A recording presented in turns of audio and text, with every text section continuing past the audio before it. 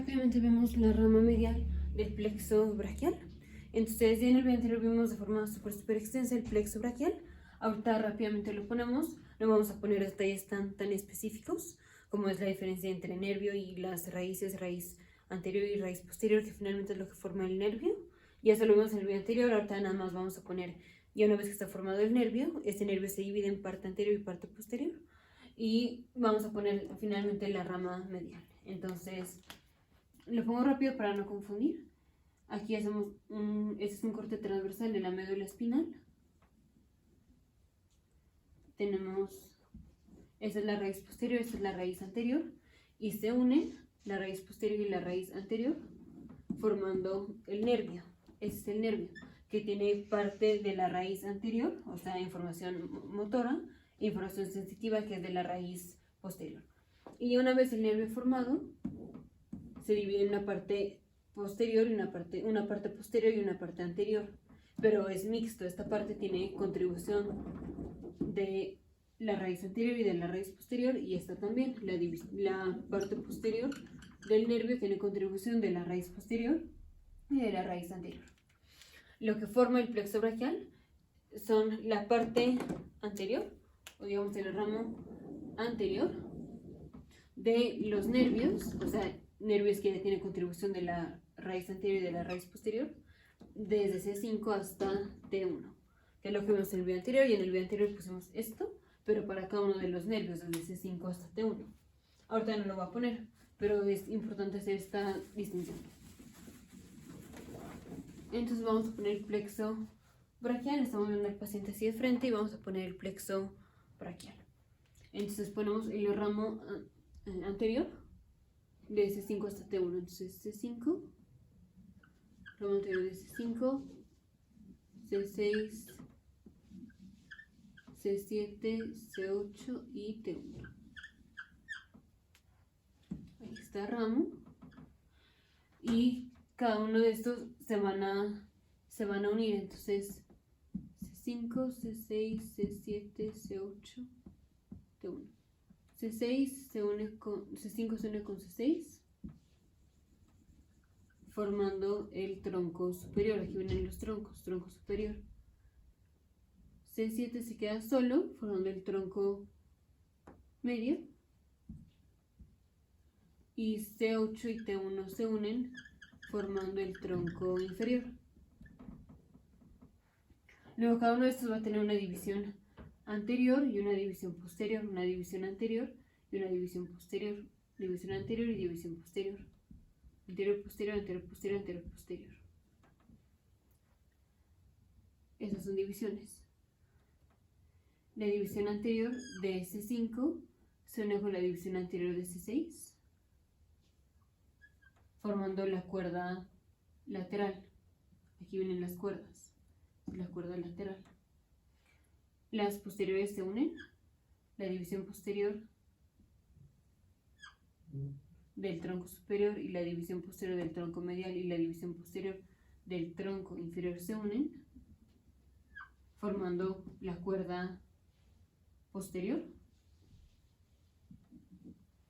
Y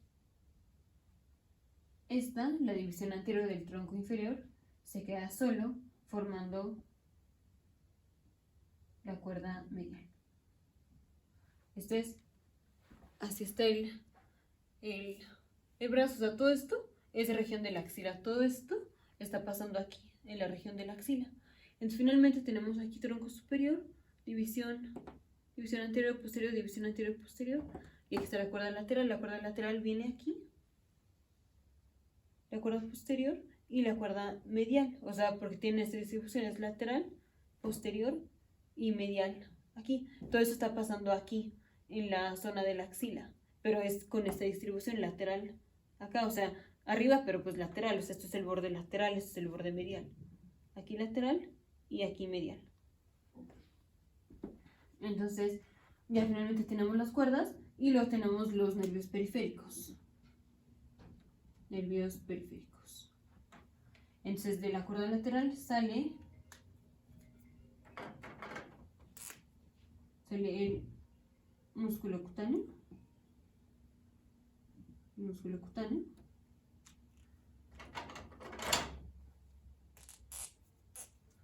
de la posterior sale el nervio radial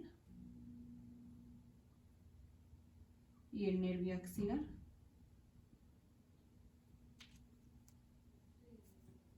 De la medial sale el nervio cubital y parte de la medial y parte de la lateral forman al nervio mediano.